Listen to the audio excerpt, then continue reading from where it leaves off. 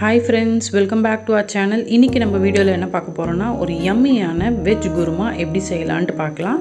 அதுக்கு ஃபர்ஸ்ட் நம்ம அரைச்சு எடுத்துக்க போறோம். அது என்னென்ன பொருள்னு பாத்தீங்கன்னா பூண்டு, இஞ்சி and ஒரு மீடியம் சைஸ் டொமேட்டோ ஆட் பண்ணிக்கோங்க. இதெல்லாம் ஃபர்ஸ்ட் நம்ம வந்து பேஸ்ட் மாதிரி அரைச்சு எடுத்துக்கலாம். இது வந்து நம்ம செய்யறதுக்கு முன்னாடி இது நம்ம ரெடி பண்ணி வச்சுக்கிட்டோம்னா ரொம்பவே ஈஸியா இருக்கும்.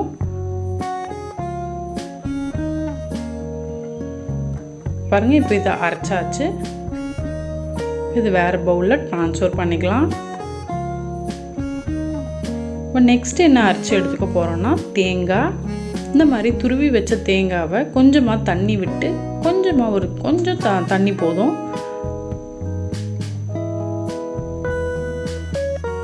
பாருங்க இந்த மாதிரி நல்லா கொஞ்சம் கொரகொரன்னு அரைச்சு எடுத்துக்கோங்க. இப்போ நம்ம இது குக்கர்ல செய்ய போறோம். அதனால குக்கர்ல ஒரு 3 ல இருந்து 4 டேபிள் ஸ்பூன் ஆயில் ஆட் பண்ணிக்கோங்க. பட்டை, லவங்கம் ஆட் பண்ணியிருக்கேன். இப்போ கட் பண்ணி வச்சிருக்க ஆனியன்ஸை ஆட் பண்ணிடலாம். ஆட் பண்ணி நல்லா ஃப்ரை பண்ணிக்கலாம். கொஞ்சமா கலர் சேஞ்ச் ஆகட்டும்.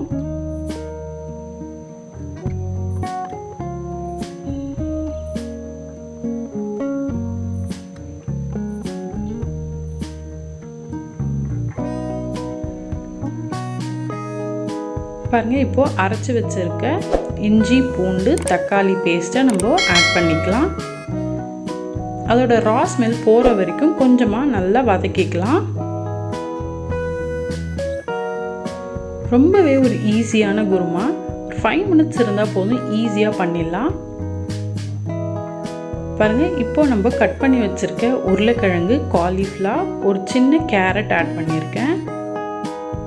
நீங்க இத தனியா வேக வச்சு கூட இத ஆட் பண்ணிக்கலாம். பட் இத நான் வேக வைக்காம இப்போ குக்கர்ல வேக வச்சு எடுக்க போறோம்.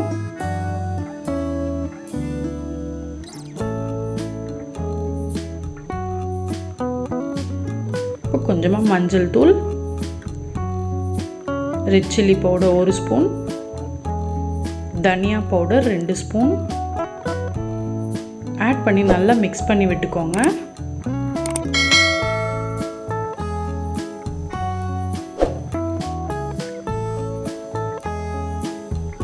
இது நீங்க தனியா வேக வச்சு எடுக்கிறத விட இந்த மாதிரி வேக வச்சு எடுத்தீங்கன்னா ரொம்பவே ஃபாஸ்டா பண்ணிடலாம்.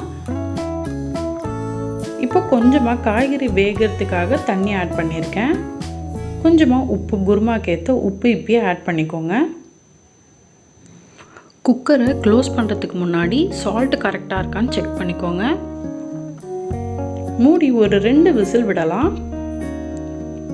ரொம்ப விசில் விட்டிங்கன்னா ஒரு காய்கறிலாம் நல்லா குழஞ்சிடும். ஸோ 2 விசில் போதும்.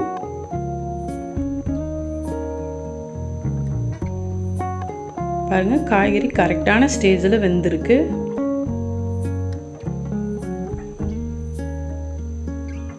இப்போ இது கொஞ்ச நேரம் கொதிக்க விடலாம். அரைச்சி வச்சிருக்க தேங்காய் பேஸ்ட்டை வந்து ஆட் பண்ணிடலாம்.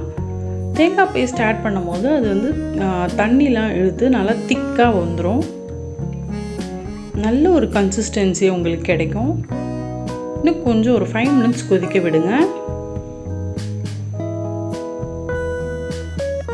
கண்டிப்பாக நீங்களும் இது உங்கள் வீட்டில் ட்ரை பண்ணி பாருங்கள். எப்படி இருந்துச்சு நம்ம கமெண்ட் பாக்ஸில் மறக்காமல் ஷேர் பண்ணுங்கள் உங்கள் வியூஸை. இதில் உங்கள் விருப்பப்பட்ட காய்கறி ஆட் பண்ணிக்கலாம். பட்டாணியோ எது வேணாலும் ஆட் பண்ணிக்கலாம். பாருங்க கொஞ்சமாக கொத்தமல்லி தூவி இதை வந்து நம்ம சர்வ் பண்ணிடலாம்.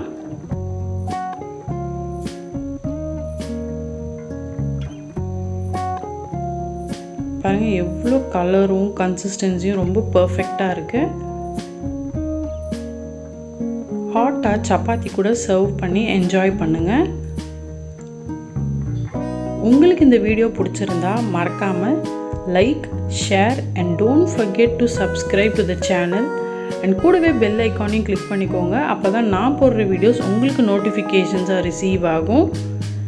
Thank you.